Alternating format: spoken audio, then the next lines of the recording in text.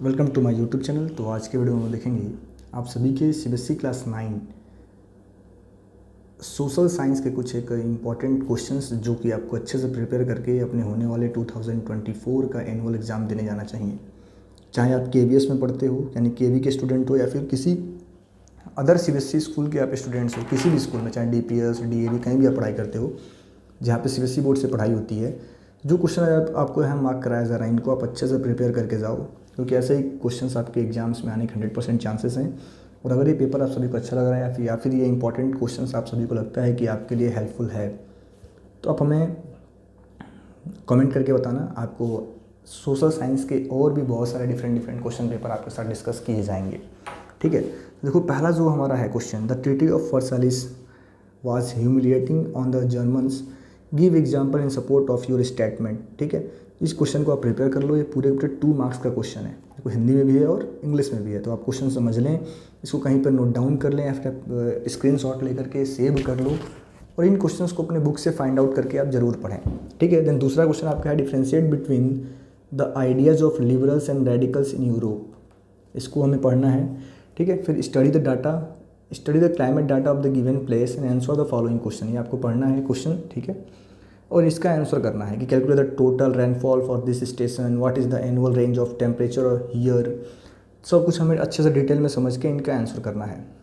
ठीक है, आप इन क्वेश्चंस का स्क्रीनशॉट लेते चलो। देन अगला इंपॉर्टेंट क्वेश्चन आप सभी के लिए रहेगा कि why are supreme court called guardian of the constitution. Why are supreme court called guardian of the constitution.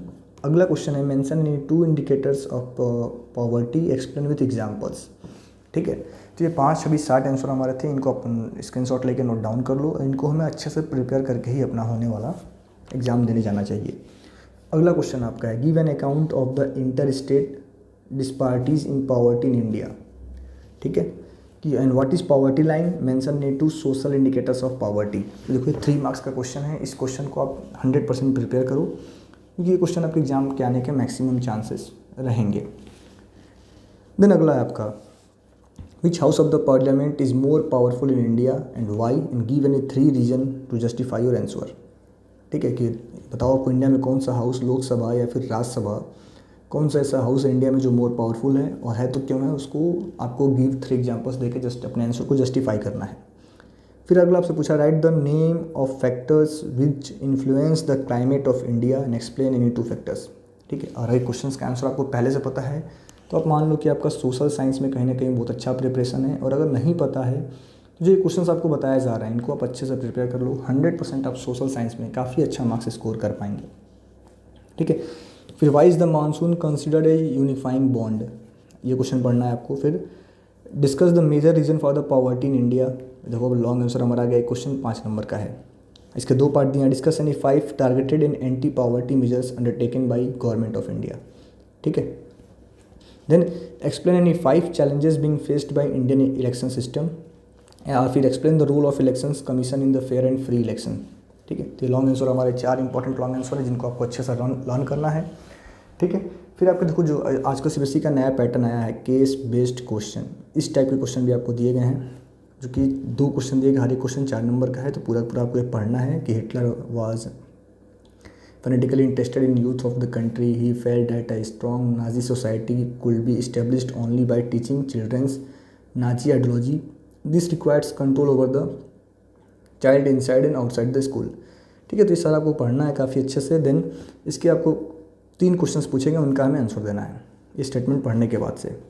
ठीक है, फिर देन अगला आपका क्वेश्चन इसी में 2 है कि read the text given answer and following. तो ये आपको, the mangrove tidal forest are found in the reaches of the influenced by tides, mud and silt get accumulated on such coast. Dense grows are the common varieties with roots of the plants submerged underwater। ये पढ़ने के बाद से यहाँ भी आपको total 3 questions पूछेंगे जिनका हमें आंसर करना है। ठीक है, देन इसके बाद आपका आता है मैप स्किल बेस्ड क्वेश्चन। ठीक है, मैप स्किल बेस्ड क्वेश्चन कि on the given outline map of the world identify and locate and label the following countries of the first world war. ठीक है, 13.1 में central power Germany, allied power France, ये आपको locate करना है इस map पे, जो कि पॉलिटिकल मैप आपको दिया गया है। फिर दूसरा है, on the given outline map of the India identify and locate level from the following Chilika lake.